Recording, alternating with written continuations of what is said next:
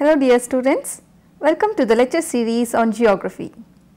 In previous episodes, we discussed about hydrological cycle, origin of clouds and their types. Precipitation is an important step concerned with hydrological cycle. So, it is very interesting to know how water moves upward to the sky and how we get the rain.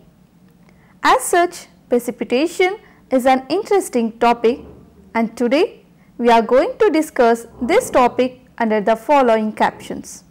They are definition of precipitation, formation, size and rate of precipitation, different classes of precipitation, precipitation measurement and effects of climate change on precipitation.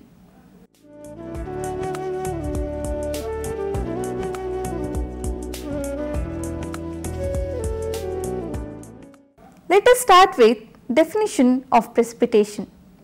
Precipitation in meteorology refers to all forms of liquid or solid water particles that form in the atmosphere and then fall to the earth's surface.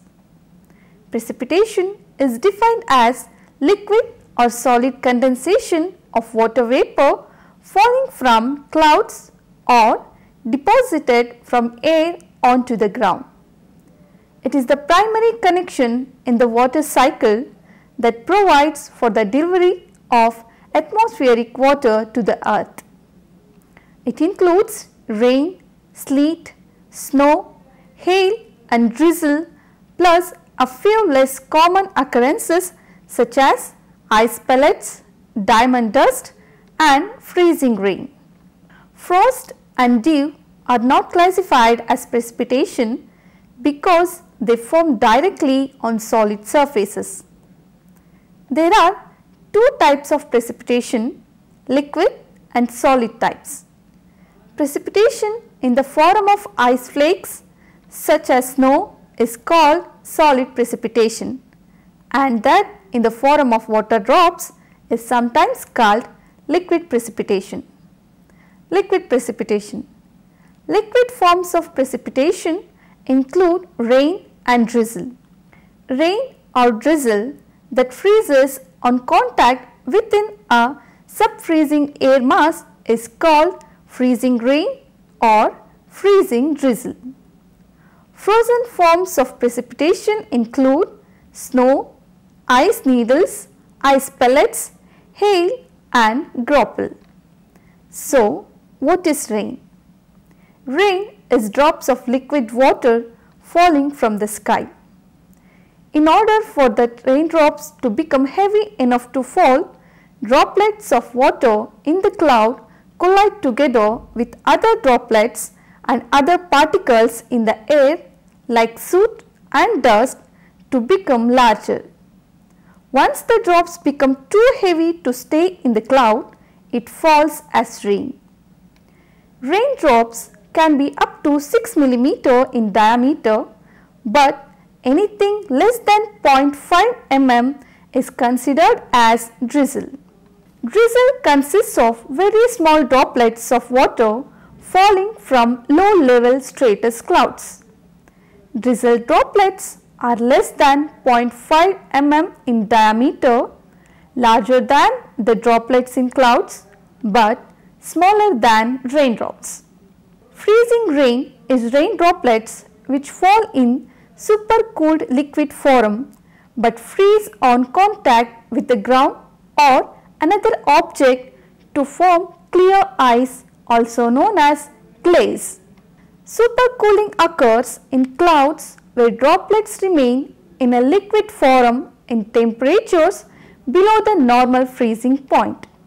In order for the supercooled droplets to freeze on contact, the ground temperature is normally close to or below 0 degrees centigrade.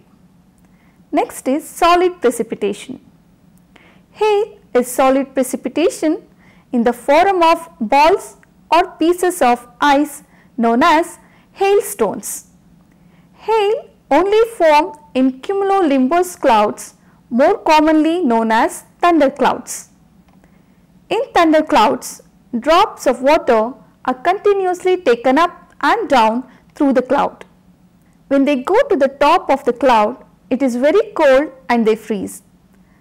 As the updrafts in thunder clouds are very big, they can keep these hailstones for a long time, so they get larger and larger by becoming coated with more and more ice. Then when they get really big, the updrafts in the cloud cannot hold them up anymore and they fall to earth, and by this time they are big balls of ice and so do not have time to melt before they reach the ground. Hailstones can vary in size from 5 mm to 150 mm in diameter. However, most hailstones are smaller than 25 mm. Another form of solid precipitation is ice pellets. Ice pellets are snowflakes which have started to melt and then refrozen as they fall through colder air. The result is a grainy snow pellet encased in ice. Snow is tiny ice crystals stuck together to become snowflakes. If enough ice crystals stick together, they will become heavy enough to fall to the ground. When coming to sleet, it has no internationally agreed definition, but it is reported in meteorological observations as rain and snow mixed. Sleet, which is sometimes known as ice pellets, is basically snow which has begun to melting process before it reaches the ground. Next question is, what is diamond dust? Diamond dust, sometimes just called ice crystals, consists of extremely small ice crystals usually formed at low levels at temperatures below -30 degrees centigrade. The name diamond dust comes from the sparkling effect created when light reflects on the ice crystals in the air.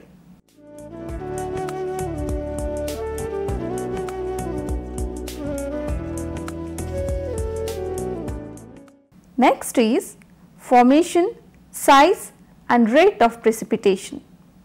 The clouds floating overhead contain water vapor and cloud droplets, which are small drops of condensed water. These droplets are very too small to fall as precipitation, but they are large enough to form visible clouds. Water is continually evaporating and condensing in the sky. If you look closely at a cloud, you can see some parts disappearing, that is evaporating, while other parts are growing, that means condensation. Most of the condensed water in clouds does not fall as precipitation because their fall speed is not large enough to overcome updrafts which support the clouds. For precipitation to happen, first tiny water droplets must condense on even thinner dust, salt or smoke particles, which acts as nucleus. Water droplets may grow as a result of additional condensation of water vapor when the particles collide.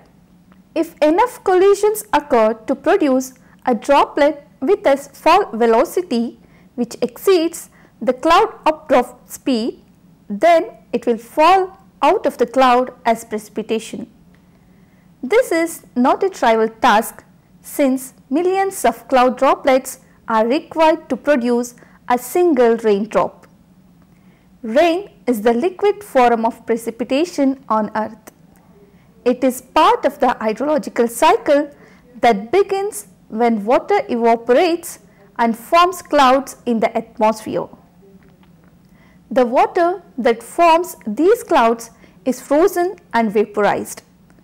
Once enough water has evaporated, it is then released in the form of droplets of rain back to the surface of the earth. A stationary raindrop initially experiences acceleration due to gravity as would any falling body. As gravity increases, the speed of the raindrop in its descent, drag retards and downwards acceleration of the raindrop. Usually, air resistance that comes in contact with a water molecule as they fall cause the drag. The combination of these two forces causes a raindrop to reach a terminal velocity when the drag force is approximately equal to the weight of the raindrop. At this point, a raindrop experiences no further acceleration and therefore falls at a constant velocity. The magnitude of the terminal velocity of an object is also affected by its orientation. A common misconception is the shape of the raindrop. It is often depicted as pointy or lopsided. Precipitation rates vary geographically and over time. Precipitation does not fall in the same amounts throughout the world, in a country or even in a city. The Global Precipitation Measurement Corps Observatory surveys Earth's weather from 65 degrees north to 65 degrees south latitude. GPM works along with a constellation of other satellites to provide worldwide coverage. On the ground, precipitation can be measured by an array of rain gauges scattered around the world. From its 253-mile high orbit, the GPM satellite passes over almost the entire world. GPM circles the globe every 93 minutes, completing 16 orbits per day. GPM is one of the constellation of weather satellites. The satellite carries a microwave imager. Its scanning antenna rotates 32 times per minute, while a downward pointing detector reads microwaves reflected from the atmosphere below. As it orbits, GPM scans the Earth's atmosphere with its dual frequency precipitation radar.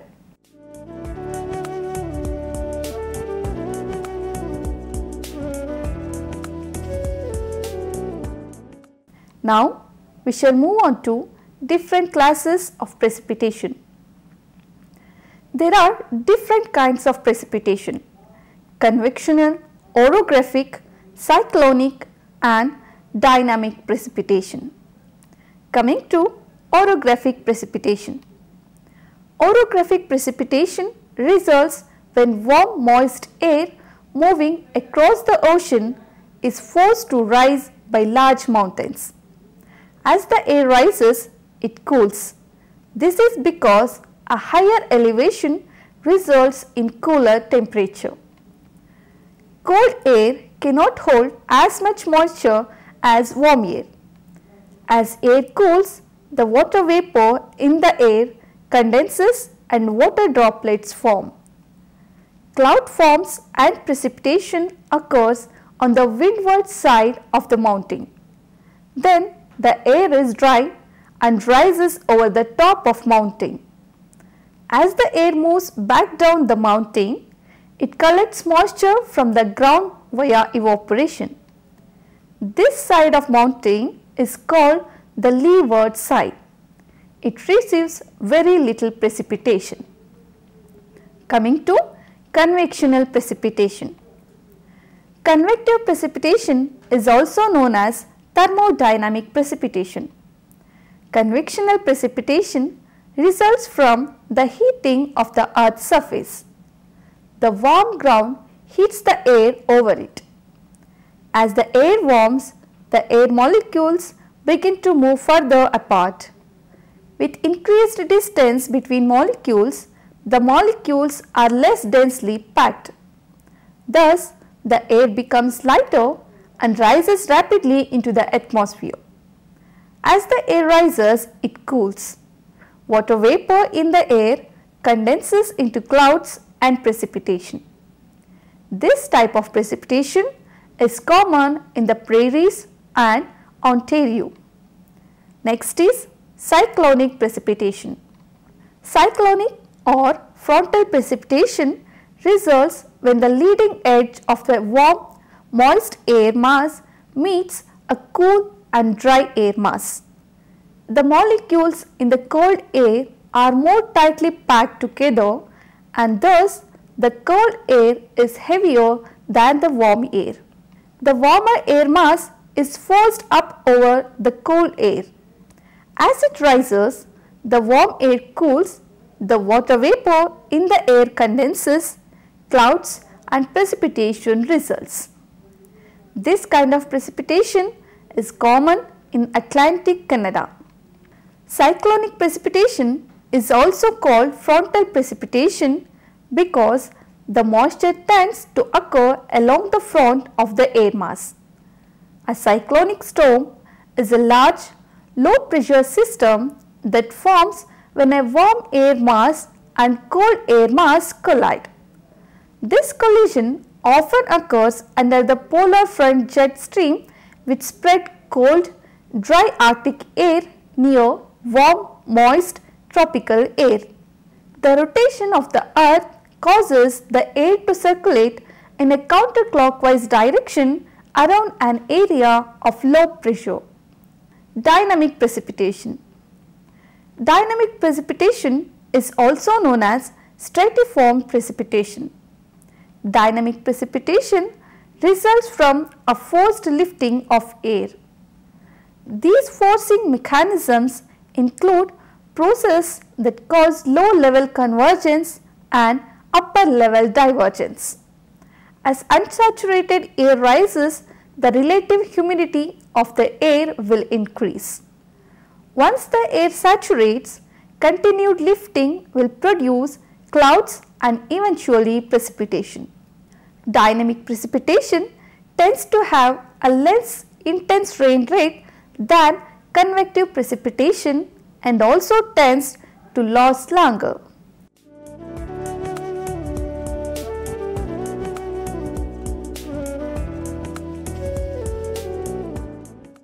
Now coming to precipitation measurement. Precipitation is measured as the amount of water that reaches horizontal ground of the earth's surface and is expressed as a vertical depth of water or the water equivalent of solid precipitation. The unit of precipitation is the millimeter. Instruments for measuring precipitation include rain gauges and snow gauges, and various types are manufactured according to the purpose at hand. Rain gauges are classified into recording and non-recording types.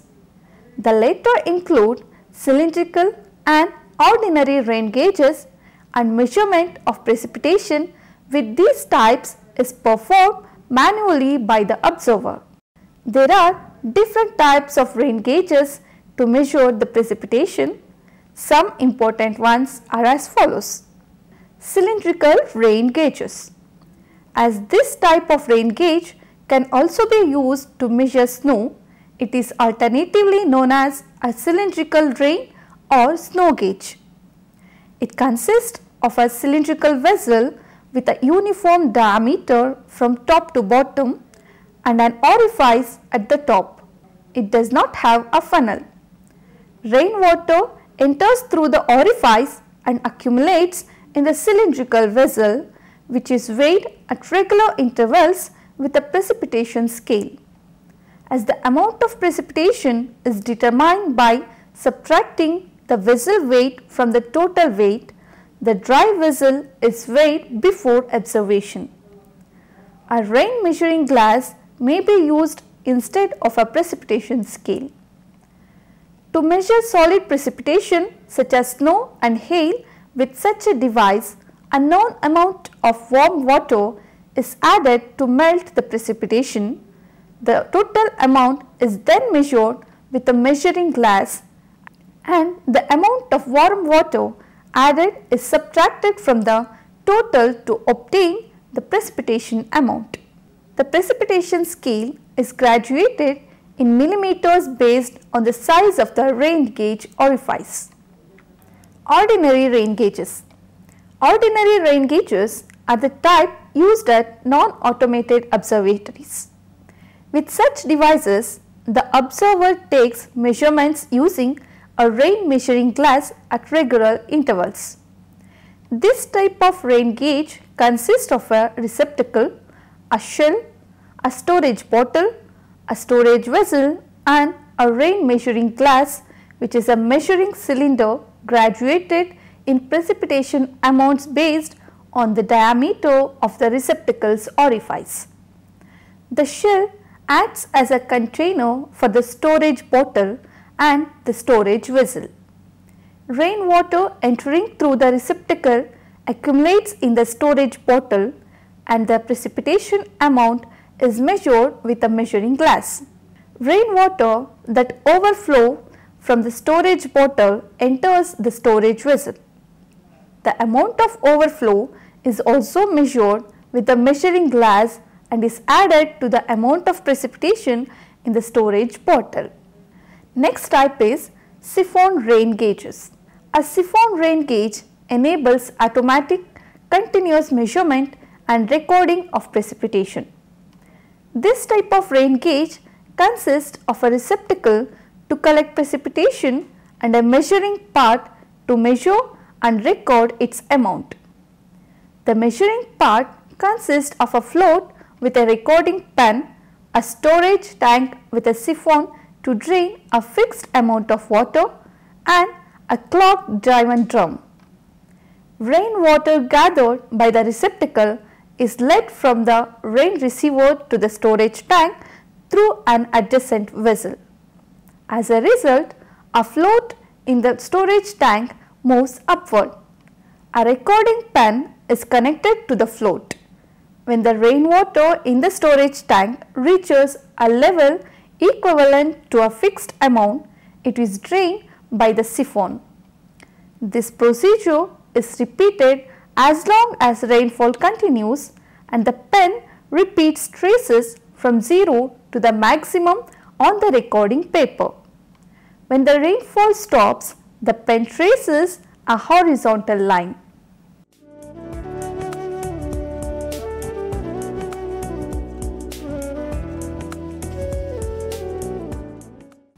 Now, let us know what are the effects of climate change on precipitation. As temperature rises and the air becomes warmer, more moisture evaporates from land and water into the atmosphere. More moisture in the air generally means we can expect more rain and snow and more heavy downpours. But this extra precipitation is not spread evenly around the globe and some places might actually get less precipitation than they used to get. That is because climate change causes shifts in air and ocean currents which can change weather patterns. On average, the world is already getting more precipitation now than it did 100 years ago, nearly 2% more worldwide. The effects vary by region. In many places, people depend on rain and snow melt to fill lakes and streams and provide a source of water for drinking, watering crops and other uses. On the other hand, heavy rain can cause flooding. Coming to effects on agriculture. The crops that we grow for food need specific conditions to thrive, including the right temperature and enough water. A changing climate could have both positive and negative effects on crops. Global climate change will also affect agriculture and food supply in many other ways. Climate change could make it too hot to grow certain crops, and droughts caused by climate change could reduce the amount of water available for irrigation. Climate change is also likely to cause stronger storms and more floods which can damage crops. Higher temperatures and changing rainfall patterns could help some kinds of weeds and pests to spread to new areas. Effects on water supply. Climate change is affecting where, when and how much water is available for people to use.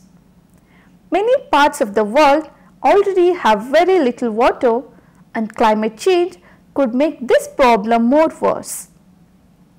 Rising temperatures, changing precipitation patterns and increasing droughts will affect the amount of water in lakes, rivers and streams, as well as the amount of water that seeps into the ground to replenish groundwater. Effects on forests. Forests provide homes for many kinds of plants and animals. They also protect water quality, offer opportunities for recreation and provide people with wood.